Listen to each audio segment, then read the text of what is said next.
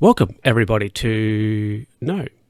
on this episode of the podcast, I'm going to talk about the election fallout, having said it, having a birthday, and Warren Buffett, the Buff. So let's get into it, everybody. Hello, and welcome to another episode of the Luke Who's Talking podcast with me, Luke. How are you going today? How are you how are you going out there? How are you doing? I was watching a video on YouTube of somebody clearing a beaver dam before. Don't know why. It came up and I thought, do I want to watch this? Is it interesting? I don't know. I took a risk on it. And, there you go. So, watched it. It was interesting. Anyway, let's get into the episode now. Last episode, I had a talk about that we were having an election, blah, blah, blah. Did I talk about the result? I can't remember. Anyway, but the result pretty much ended up in the framework being the same or very similar to what it was pre-election, okay? Now, basically what that entails is both of the two majors need to have 18 seats or 18 votes to have a majority in the parliament to be able to pass legislation, etc. So the biggest of the two has got 14, so they're a little way off, and the main opposition, has 10, so they're a long way off. Now, there's a third party, the Green Party, they have 5, and then the other 5, I think it's 5 or is it 6? I think the other 5 members of the parliament are like independents who I would say are kind of left, probably close to the Greens. I would say Greens adjacent. I don't think that's too much of a stretch. Oh, except one guy, but most of them Greens adjacent, I would say. Or at least left, centre left, or whatever. Left. So, now, the main opposition, in my view, have completely fluffed it, because what has happened is there has been, conversations, both the major parties conversing with the crossbench, etc., to say, hey, will you come and support us? And the crossbenchers have been pretty clearly saying the two leaders, the leaders of the two parties, the major parties, completely need to get out of their head that they are like in a majority situation. They need to start making some meaningful compromises on some of their policy positions, which I don't think that's an unfair position. It's unfair position to have. It's one of those things where you would say, okay, well, the government, we will say, everybody's been elected on their platform, right? Now, it is, I think, somewhat reasonably fair to say, why should anybody give up their position or roll back or amend their positions, right? Because they have been elected on these policies. That said, it is also, I think, very reasonably fair to say, well, I think if you want to govern, and you want to, it's very interesting, the main opposition were like, oh, we want to have a collaborative parliament, but we're not going to back down, or we're not going to move on any of our positions, which is contradictory in my view. Anyway, so now what happened was the Premier went to the governor and was asked to be reinstated, which the governor did. And there was a date set, it was the 19th, I think. Yeah, there was a date set where the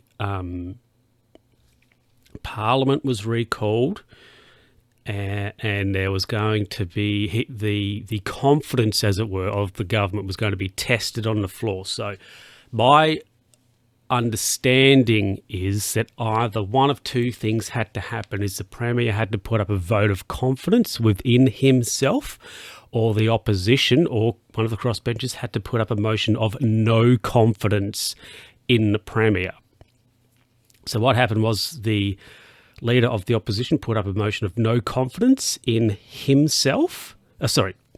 Put up a motion of no confidence in the Premier and confidence in himself. So it was debated. I don't think it was debated too long, but it was debated. Basically what happened was everybody was like, because the whole crossbench voted no confidence in the Premier a few months ago, 6 weeks ago, however long it was. That's why we had an election, which we didn't have to have. But, whatever.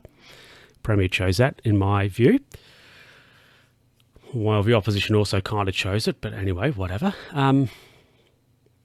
So what happened is it would become pretty clear that even though pretty much everybody still had no confidence in the government, they also had no confidence in the opposition. So nobody voted for the motion. It was 10 voted for it, and that is the opposition party. So of course everybody voted, they would vote for their own motion, right? So if they voted if they voted no confidence in the Premier, confidence in their leader, but everybody else voted against the motion, which I think ultimately is pretty embarrassing for the opposition, because in my view, if they were willing to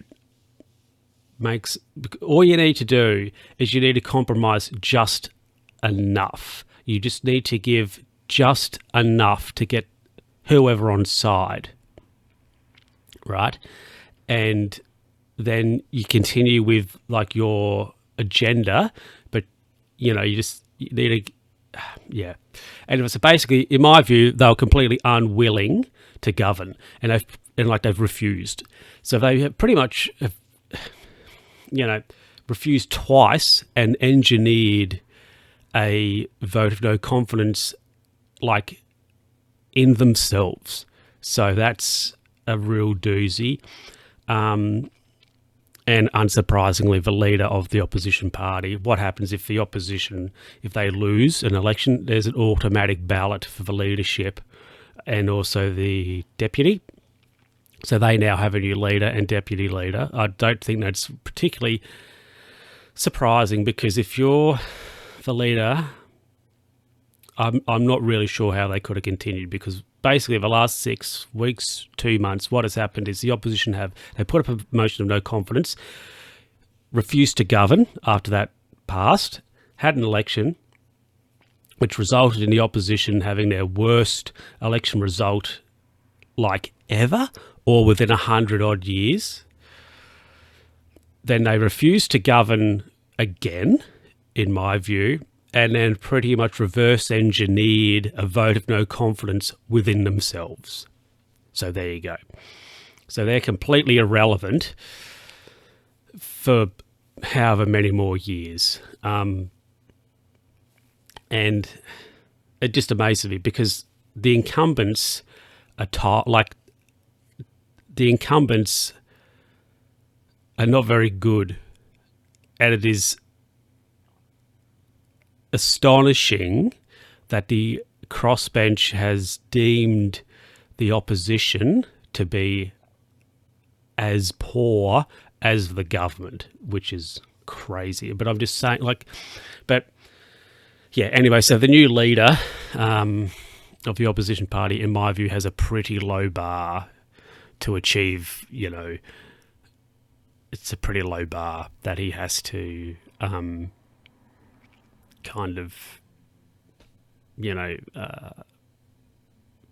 jump. I don't know. It's a low bar. Yes, that's basically what's going on there. That said, now the government, just because the government survived the no confidence vote doesn't mean they have a mandate to govern. Only one of the crossbench has said, at least as far as I'm aware, I don't know if anything has changed over the last few days, that I'm not aware of it, but nobody has said they will give them supply. One independent said they will, and they were supporting them before the election, so I'm not sure there. So this basically means that they still need to secure support so that they can pass legislation, etc. And also, if there is another vote of no confidence, they need the numbers so they know that they're safe, as it were. So we'll see what goes on. Fun times ahead. It'll be interesting. The Premier has made some, I would say, minor concessions, nothing big and substantial in my view. That said, the crossbench, some of them were saying, well, at least they're starting to get that they need to be a bit more collaborative and start making some concessions on some issues. I think my camera's stopped. I'm not happy about it. Anyway, let's get into the next thing, which is my birthday. That's a spoiler. I don't really have anything to say about it. I had a birthday a few weeks ago. That is not necessarily why I didn't have a show, but I was actually off on some work that particular week, and it was my birthday on that weekend. So, fun times, interesting times. Another year older, and I don't know, not really achieving much. Not really progress. I don't know. Like the life stuff, the personal life stuff, I'd say is pretty stagnant. Doing all right, I think, at the job and the career, but it's very interesting. Just part-time guy at the job, which is good. It's fine. I don't know. Single. So really. I would say the job stuff's good, but maybe the personal life stuff maybe needs a bit of work. Maybe you need to be a bit more social. I don't know. It's an interesting one, that. It's interesting when you sort of tick over another year. It's not, it's okay, it's whatever, another year older sort of thing. But what are you doing with that year? What have you done in that year? I don't know. It's an interesting one. That is for sure. Yes, that's a pretty somber little few comments there. Not really anything interesting to say. I mean, this is just a election rundown episode, really. But anyway, I had a birthday the other week. There you go. Oh, I got a lotto ticket as well.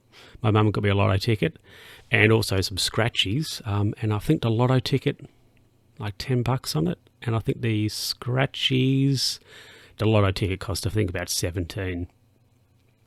And I think the scratchies are worth about $5 or so. So I have to go and cash that in soon. Yeah. Anyway, let's get into the next story, next little thing, which is interesting. That is for sure. Okay, so we're recording again, apparently. What? This makes no sense. Anyway, let me get into the next story.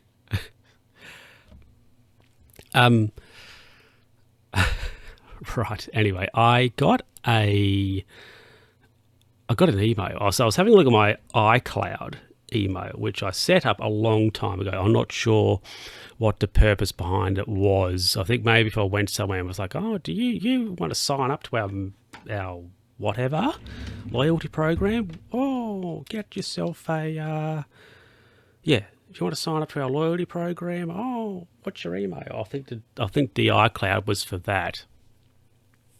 I honestly can't remember. Anyway, but I had an email there. I occasionally check it. It's just full of junk. And I had an email from, the title, the subject was Warren Buffett. And I thought, what is investment tycoon Warren Buffett sending me an email? Anyway, this is what it said. It says, attention. I thought, oh, Okay, attention. We wish to inform you about your abandoned donation under the custody of Miss Janet Yellen, the former Secretary of the Treasury Department. Now, I'm not sure why I would have made a donation to them. Don't know. Also, why am I making a donation to the Treasury Department? Anyway, here are the details to reach out to the new Treasury Secretary. Name, Director Scott Bessent. Contact email, scottbessent654@gmail.com. Interesting that that's obviously his personal email. It's not like Scott Bessent at treasury, .gov or something. In Australia, I'm not sure about elsewhere, but government emails are like it might be like .gov.au or something like that. So, this is interesting. It says here, note, if you found this email in your junk/spam, it's because your internet IP server. It's because of your internet IP server. We look forward to your prompt response. Best regards,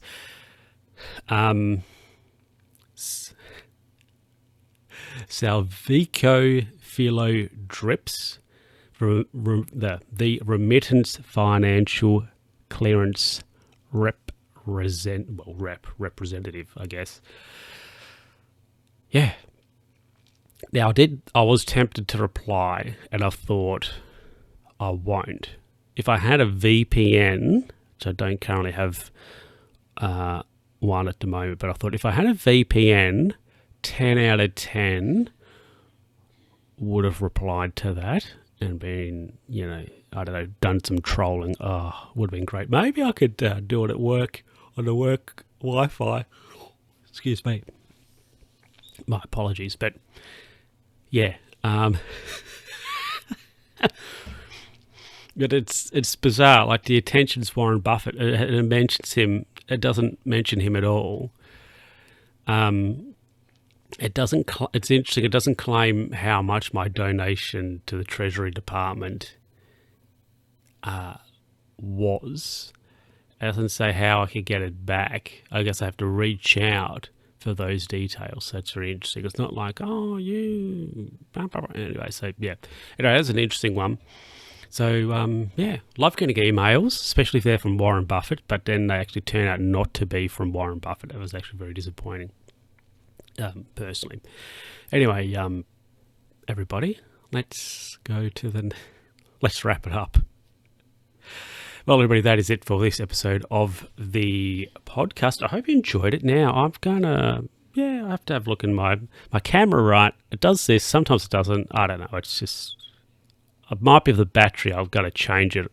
Anyway, I'm just waffling. I'll see what I can do with the video. Could be interesting. And I'll talk to you in the next podcast, which will be September, which basically means the year's over. We got an email actually the other day, Thursday, I think it was, at the office, being like, the